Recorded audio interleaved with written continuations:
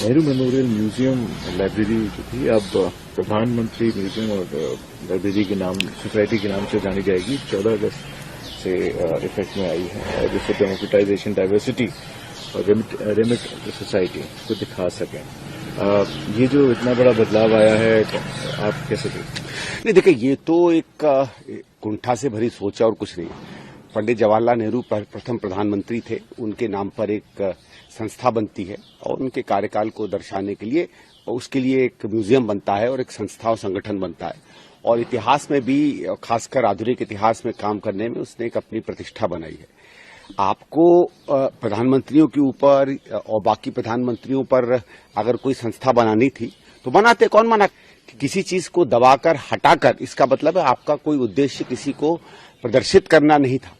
एक पूरे स्वर्णिम इतिहास जो हिंदुस्तान का रहा है उसको दबाने की कोशिश करनी थी और यही हम लोग बार बार करें। अब बनाइए ना म्यूजियम बनाने में क्या, किसी पे भी बनाइए।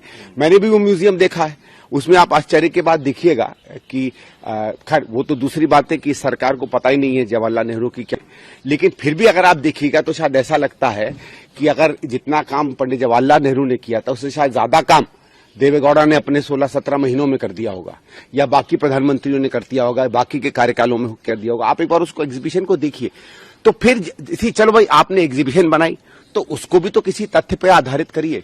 तो मेरा इसमें कोई दिक्कत नहीं है कि आप प्रधानमंत्रियों पे बनाओ, सरकार का मंशा है, सरकार किसी पे भी प्रदर्शनी बनाए, किसी पे भी संस्था बनाए, लेकिन एक संस्था जो एक उद्देश्य के साथ बनाई गई है, ठीक है, उस संस्था को अगर आप बदलते हैं तो फिर सीधी बात है उसके अंदर आपका या तो द्वेष दिखता है या उसके प्रति, क्योंकि उसका नाम, उसका काम तो आप दबा नहीं पाए।